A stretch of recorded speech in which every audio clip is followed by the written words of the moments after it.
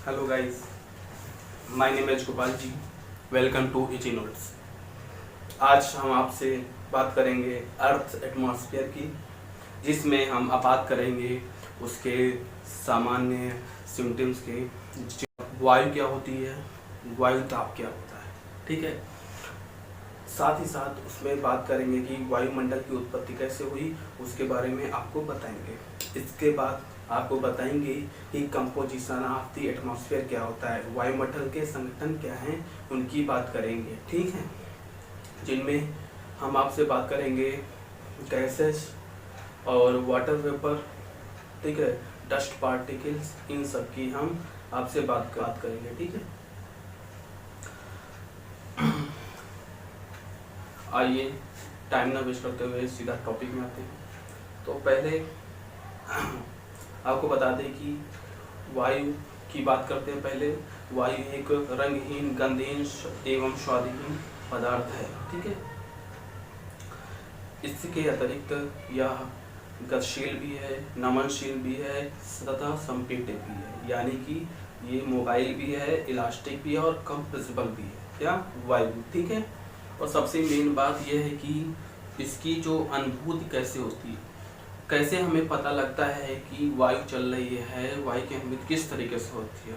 तो आपको बता दें कि जब क्षैतिज वायु में प्रवाह उत्पन्न होता है, क्षैतिज प्रवाह उत्पन्न होता है, जब वायु क्षैतिज रूप में चलती है तो हमें क्या करती है, वो स्पर्श करती है, ठीक है। तो इस तरीके से हमें वायु का अनुभूत होता है। इस गतिशील वायु को ही हम पवन कहते हैं, ठीक है।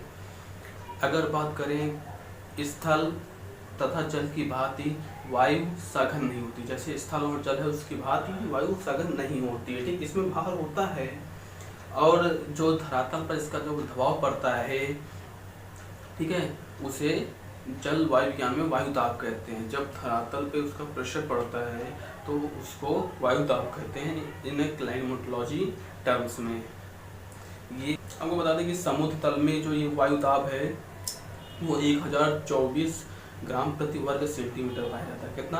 1024 ग्राम प्रति वर्ग सेंटीमीटर, यानी 14.7 पाउंड प्रति वर्ग इंच। कितना? 14.7 पाउंड प्रति वर्ग इंच, ठीक है, होता है। अब आपको एक चीज और बता दें कि वायु की जो संपीड़ितता यानी जो कंप्रेसिबिलिटी है, उसके कारण धरातल से जैसे ही हम ऊंचाई में जैसी वृद्धि होती जाती है तो इसका घनत्व क्या होता है, धीरे धीरे घटता जाता है, ठीक है। वायु से जैसे धरातल से ऊपर की ओर जाते जाएंगे उसका घनत्व घटता चला जाता है, किसका? वायु का।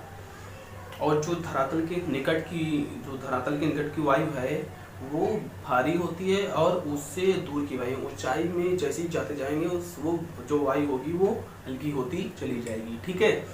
बेसिकली अगर बात करें तो पृथ्वी के गुरुत्वाकर्षण बल के कारण जो सघन वायु होती है वो धरातल के निकट ही क्या होती है, संग्रहित रहती है, यानी उस धरातल के निकट पाई जाती है, ठीक है। अगर वैज्ञानिकों के हिसाब से बात करें तो संपूर्ण वायुमंडल जो है, जो इसका जो भार है वो लमसम 5.6 गुणे 10 की पावर 15 टन है। कितना?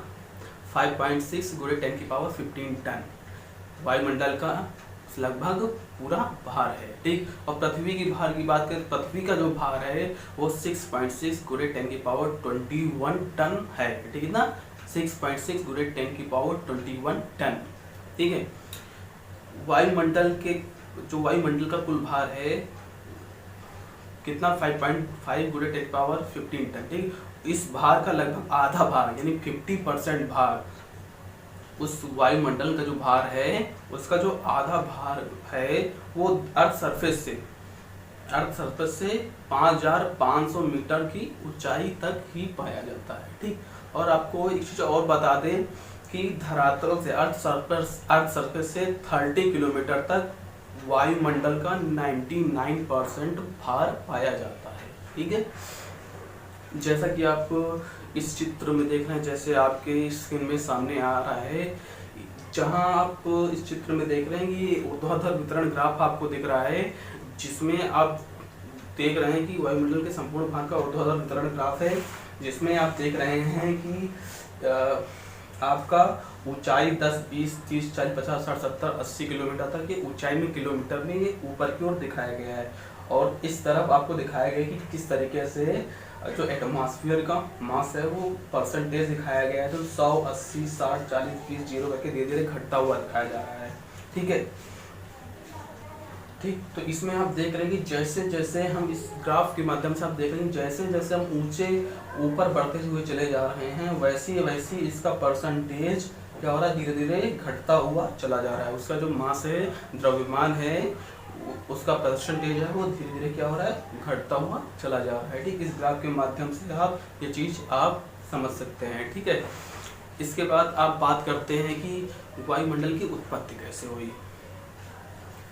तो ये वायुमंडल की उत्पत्ति के बारे में थोड़ा बहुत जान लेते हैं। तो बहुत सारी मान्यताएं हैं वायुमंडल के बारे में, बहुत सारी कल्पनाएं दी गई हैं। इसमें बहुत सारे वैज्ञानिकों ने अपनी अपनी कल्पनाएं दी हैं। ठीक है, अपने अपने सिद्धांत दिए हैं। ठीक है, उसी में इसकी उत्पत्ति के समय कहा जाता है कि पृथ्वी एक अत्यंत गैसीय पिंड थी, बहुत ही ज़्यादा तप्त गैसीय पिंड थी, और वो धीमे धीमे क्या होती गई, वो शीतल होती गई, और वो इस तरीके से वो अपने वर्तमान रूप में आ गई। ठीक है, वैज्ञानिकों का इसके अलावा एक अनुमान और है कि प्रारंभिक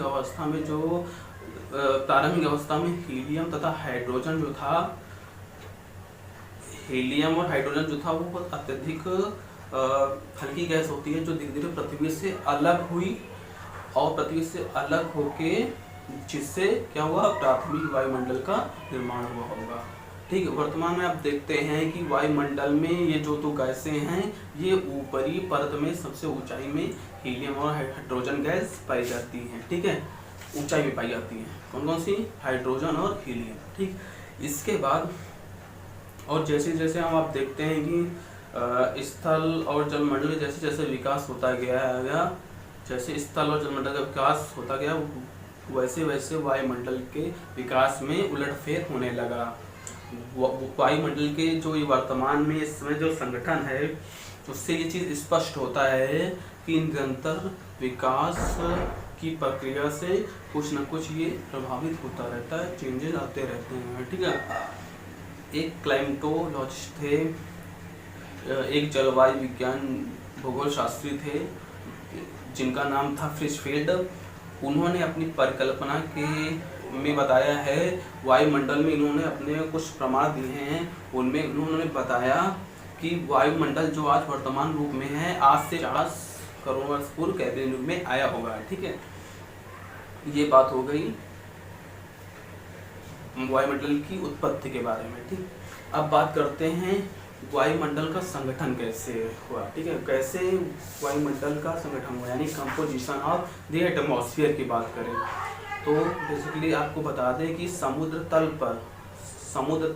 तल पर शुद्ध एवं शुष्क वायु में मुख्यतः 9 प्रकार की गैसें पाई जाती हैं। कितनी? 9 प्रकार की गैसें पाई जाती हैं। कौन कौन सी? जैसे कि आप चित्र में देख सकते हैं, oxygen, nitrogen, argon, carbon dioxide, hydrogen, neon, और इसके अलावा हीलियम और क्रिप्टॉन तथा कौन सी, जेनान। ठीक है, ये 9 प्रकार की मुख्य गैसें पाई जाती हैं। इन सभी गैसों में नाइट्रोजन, ऑक्सीजन और कार्बन डाइऑक्साइड मुख्य और प्रमुख गैसें मानी जाती हैं। ठीक है, बेसिकली बात करें तो नाइट्रोजन और ऑक्सीजन सम्मिलित रूप से 98% भाग वायुमंडल का ये क्या करती हैं, कवर करती है। कितना? 98% भाग क्या करती हैं, उसका निर्माण करती हैं। ठीक, इसको नाइट्रोजन, ऑक्सीजन और कार्बन डाइऑक्साइड को छोड़कर जितनी भी अक्रिय गैसें मानी जाती है।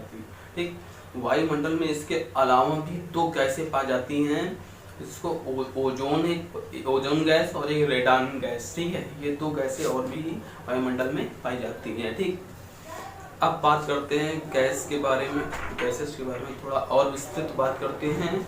तो हम सभी को एक चीज़ ज्ञात है कि वायुमंडल में जो ऑक्सीजन है उसको हम क्या करते हैं, अपने अंदर ग्रहण करते हैं। ठीक है, और आपको बताते हैं कि जो ऑक्सीजन है, जो अन्य रासायनिक एलिमेंट्स है, उनके साथ ये क्या करता है, मिलके एक कंपाउंड्स की भी रचना करता है, एक यौगिक का भी रचना करता है। ठीक है, और यह गैस प्रज्वलन प्रज्वलन के लिए भी बहुत ज़्यादा सहायक है, ये जलने के लिए भी बहुत ज़्यादा सहायक है। ठीक, जब कोई वस्तु जलती है, कोई पदार्थ जब जलता है तो उससे क्या होता है, ऑक्सीजन का ह्रास होता है, ऑक्सीजन का ह्रास करता है। ठीक है, और यानी कि इस तरीके से ऑक्सीजन क्या होती है, जलती है। ओके, अब बात करते हैं नाइट्रोजन की, N2। वायुमंडल का 78% भाग यही गैस घेरे हुई है आयतन की दृष्टि से। ठीक है, इसका जो मेन काम है वो ये है कि जो ऑक्सीजन है उसको तन करके प्रज्वलित करना इसका मेन कार्य है। ठीक है, ये ऑक्सीजन के साथ डाइल्यूट होके उसको प्रज्वलित करना ही नाइट्रोजन का मेन कार्य है। तीसरी जो मेन गैस है उसको कहते हैं कार्बन डाइऑक्साइड अर्थात CO2। यह तीसरी सबसे महत्वपूर्ण गैस है। ठीक है, जो वस्तुओं के जलाने से उत्पन्न होती है। ठीक है, बेसिकली ऐसे समझ सकते हैं कि वस्तुओं द्वारा किए जाने वाले प्रकाश संश्लेषण की क्रिया में वायुमंडल से इस गैस का अवशोषण किया जाता है। ठीक है, लिया जाता है। ठीक, वायुमंडल की ऊपरी परतें जो हैं और जो पृथ्वी की निकट जो ऊष्मा का अवशोषण करने में इस गैस का बहुत ही ज़्यादा महत्व है। ठीक है, यानी कि जो पृथ्वी के निकट यानी कि जो सूर्य से क्या होता है, जो विकिरण आता है उसको CO2 उसको अब्जॉर्ब करता है। ठीक है, यानी कि ये वायुमंडल के लिए CO2 गैस बहुत ज़्यादा उपयोगी भी है, परंतु इसका ज़्यादा उपयोग भी हानिकारक है और धीरे धीरे क्या हो रहा है, इसकी जो मात्रा हो रही है वो वृद्धि हो रही है। ठीक है, धीरे धीरे बढ़ रही है। एक आंकड़ा है 1890 से 1970 के बीच तक का, जिसमें ये चीज़ पाया गया है कि इस गैस में 10 गुने की वृद्धि हुई है। ठीक है, इस तरीके से देखा जा रहा है कि कार्बन डाइऑक्साइड यानी कि CO2 है, उससे जो दुष्प्रभाव हो रहे हैं उनकी बात करें तो उनमें से सबसे ज़्यादा प्रभाव है, और जिससे वो ओशियंस को भी क्या हो रहा है, प्रभावित कर रहा है। ठीक है, आपको बता दें कि वैज्ञानिकों ने बताया भी है, उसने जो टेस्ट किए हैं उससे ये भी बताया है कि महासागरों में तेजी से क्या हो रहा है, अम्लीकरण हो रहा है। आपको समझाते हैं कि कैसे CO2 मतलब वो महासागर को कैसे प्रभावित कर रही है। ठीक है, आपको बता दें कि जितनी भी CO2 निकलती है उसका 50% भाग महासागर अपने में क्या होता है, अब्जॉर्ब करता है। ठीक है, एक फैक्ट भी है कि ब्रिटेन की एक रॉयल सोसाइटी की एक रिपोर्ट है, उसके अकॉर्डिंग जो समुद्र है वो प्रति व्यक्ति 1 टन, तो समुद्र प्रति व्यक्ति 1 टन कार्बन डाइऑक्साइड का अवशोषण करती है। ठीक है, जो इस गैस को अवशोषित करने की क्षमता से कहीं ज़्यादा क्या है, अधिक है। ठीक है, इसके बाद आप ये सारणी जो आपके सामने दिख रही है इसको देख सकते हैं, जिसमें आपको गैसेज और उनका प्रतिशत दिख रहा है। पहले बात करते हैं नाइट्रोजन की, जिसका प्रतीक N2 है। ठीक है, जिसका प्रतिशत है वो 78.088% है। ठीक, दूसरा बात करते हैं ऑक्सीजन की, तो ऑक्सीजन को इसका जो प्रतिशत है वो है 20.94%। ठीक है, इसके बाद आर्गन की बात करते हैं, आर्गन का प्रतीक AR है, जिसका प्रतिशत 0.93% है। ठीक, फिर कार्बन डाइऑक्साइड की बात करते हैं अर्थात CO2 की बात करते हैं तो उसका 0.03% है। ठीक है, अब नियान की बात करें तो नियान का यानी 0.0001%। ठीक है, इसके बाद बात करते हैं हीलियम की, तो हीलियम का है, इसके आयतन का प्रतिशत है 0.0005%। ठीक है, इसके बाद ओजोन ओजोन की बात करें यानी कि O3 की बात करें तो 0.4 टाइम 06%, ठीक है कितना। इसके बाद बात करें हाइड्रोजन का है H, जिसका है 0.4 टाइम 05, ठीक है। ओके, ये बात हो गई किसकी, गैस और उसके प्रतिशत की, ठीक है, कितना है उसका आयतन का प्रतिशत है उसकी बात हो गई। अब थोड़ा बात कर लेते हैं ओजोन के बारे में कि ओजोन क्या है अर्थात O3 क्या है, जिसका आयतन का प्रतिशत 0.4 टाइम 06 है, ठीक। जब आपको स्ट्रक्चर ऑफ एटमॉस्फेयर पढ़ाएंगे तब हम आपको इसके बारे में और अच्छे से डिटेल में इसके बारे में आपको बताएंगे। तो आपको बता दें कि जलवायु की दृष्टि से ये बहुत ही महत्वपूर्ण गैस है ओजोन, ठीक है। ये वायुमंडल में ओजोनोस्फीयर में पाई जाती है, ठीक है। इसमें ओजोनोस्फीयर एक परत है, लेयर है, उसी में ये पाई जाती है, ठीक। और ये बेसिकली सूर्य जो उससे जो अल्ट्रावायलेट रेज जो आती हैं क्या नाम धरती पे, उनको कुछ सूक्ष्म मात्रा में इसको सोख लेता है, ठीक है, ठीक। तो इससे क्या होता है, इससे ये होता है कि जो धरती पे सूर्य की पराबैंगनी अल्ट्रावायलेट किरणें वो सीधा नहीं आती। अगर वो सीधा आएंगे तो यहाँ की वनस्पति, यहाँ के लोग, ये पृथ्वी झुलस जाएगी, आग का गोला बन जाएगी। इससे बचाव करती है कौन सी, ओजोन गैस, ठीक, जो ओजोनोस्फीयर पे पाई जाती है, ठीक।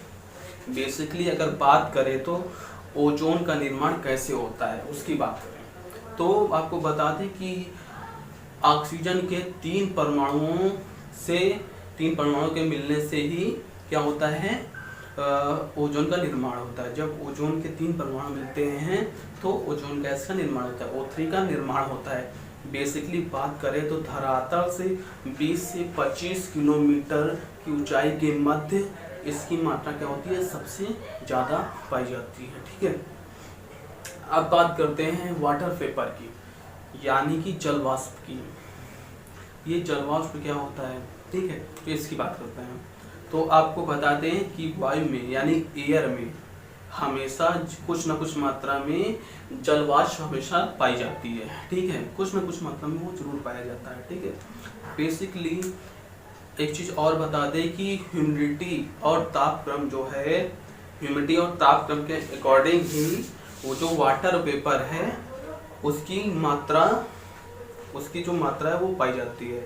यानी कि जितना ह्यूमिडिटी और तापक्रम के अकॉर्डिंग ही जल वाष्प की मात्रा उसी के अकॉर्डिंग ही पाई जाएगी, ठीक है।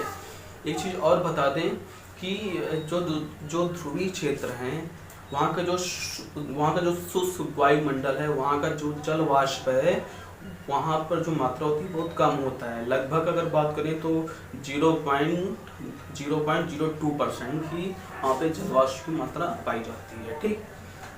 इसके विपरीत अगर हम बात करें भूमध्य रेखीय प्रदेशों की तो यहाँ की जो उष्णार्द्र वायुमंडल में लमसम 4% तक क्या होता है, जलवाष्प पाई जाती है, किसके आयतन की दृष्टि से, ठीक है, इतना 4% जलवाष्प पाई जाती है, ठीक। उष्णार्द्र प्रदेशों में यानी भूमध्य रेखीय सागर में जो वाटर वेपर है वो वायुमंडल की निचली परतों तक ही सीमित रहता है, और जैसे जैसे हम ऊंचाई में जाते जाएंगे उसकी मात्रा क्या होती जाती है, धीरे धीरे कम होती चली जाती है, ठीक। बेसिकली आपको ये बता दें कि वायुमंडल जो है उसमें जो अर्थ सरफेस से 8 किलोमीटर की ऊंचाई तक इसका क्या होता है, वाटर वेपर का 90% भाग पाया जाता है। यानी कि वायुमंडल में अर्थ सरफेस से 8 किलोमीटर की ऊंचाई में टोटली 90% भाग पाया जाता है, ठीक। और ये बेसिकली ये सौर विकिरण और पार्थिव विकिरण को भी अब्जॉर्ब करती है। यानी जो सन से रेज आती है उनको कहा जाता है सोलर रेडिएशन, ठीक। और पार्थिव विकिरण क्या होता है, जब अर्थ सरफेस से जो हीट है वो जब एटमॉस्फेयर की ओर जाती है तो ऐसे विकिरण को क्या कहते हैं, ऐसे रेडिएशन को कहते हैं पार्थिव विकिरण कहते हैं, ठीक है। तो इस प्रक्रिया में भी सोलर रेडिएशन और पार्थिव विकिरण दोनों की कुछ हीट की कुछ मात्रा को वो अपने में क्या करती है, अब्जॉर्ब कर लेती है, ठीक। बेसिकली अगर जलवाष्प के और रूपों की बात करें तो जैसे बादल हो गया, वर्षा हो गई, कोहरा हो गया, पाला हो गया, ओश हो गई, तुषार हो गया, हिम हो गया, ये सब जितने भी हैं ये सब जल वाष्प के ही मूल स्रोत हैं और उनके दूसरे रूप हैं। ठीक है। अब आपको एक चीज और बता दें कि वायुमंडल को इंग्लिश में क्या कहते हैं? एटमॉस्फेयर कहते हैं। ठीक। ग्रीक भाषा में इसके जो पहले के जो 4 वर्ड हैं ATMOS, ठीक, इसको बोलते हैं एटमॉस। ATMOS, Atmos. एटमॉस का जो अर्थ है वो है वाष्प। वाष्प तो एक तरीके से वायुमंडल को हम क्या बोल सकते हैं? वायु प्रदेश भी बोल सकते हैं, यानी रीजन ऑफ वेपर भी बोल सकते हैं, यानी कि ठीक है, वाष्प प्रदेश भी बोल सकते हैं। ओके। एक फैक्ट और बता दें आपको कि वैज्ञानिकों द्वारा एक अनुमान के अकॉर्डिंग ये बताया गया कि धरातल से प्रति सेकंड 1.6 करोड़ टन, कितना? 1.6 करोड़ टन जल वाष्प वायुमंडल को प्राप्त होती है पर सेकंड। ठीक है, प्रति सेकंड 1.6 करोड़ टन जल वाष्प क्या होती है? वायुमंडल को प्राप्त होती है। अगर ये जो जल वाष्प है ये घनीभूत हो जाए, मतलब अर्थात जो इसकी आर्द्रता है वो घनीभूत हो जाए, तो ये धरातल पर 2.5 सेंटीमीटर वर्षा के क्या बराबर है। ठीक है।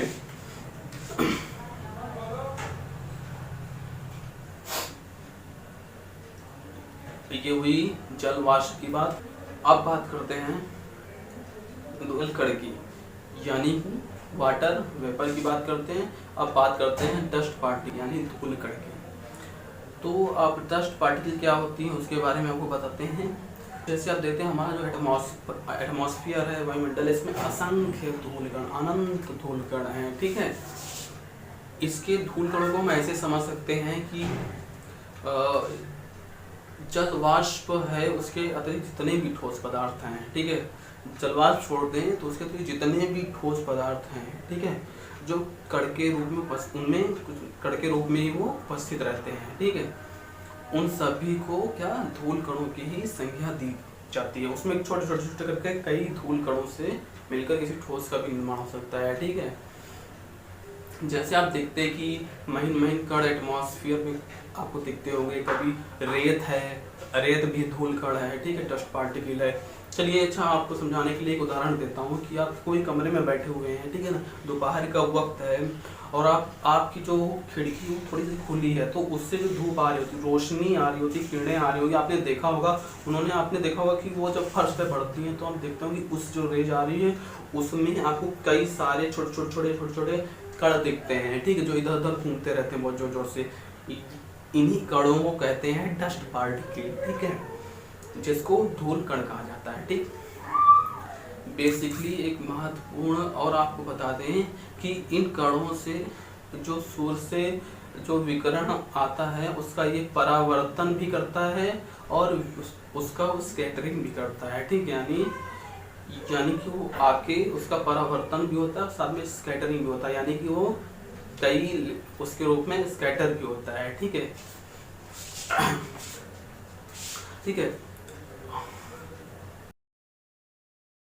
नेक्स्ट वीडियो में आपसे बात करेंगे कि एटमॉस्फेयर में कौन कौन सी लेयर पाई जाती हैं, स्ट्रक्चर ऑफ एटमॉस्फेयर की बात करेंगे। अगर आपको हमारा ये वीडियो अच्छा लगा हो प्लीज़ लाइक करें, शेयर करें, सब्सक्राइब करें।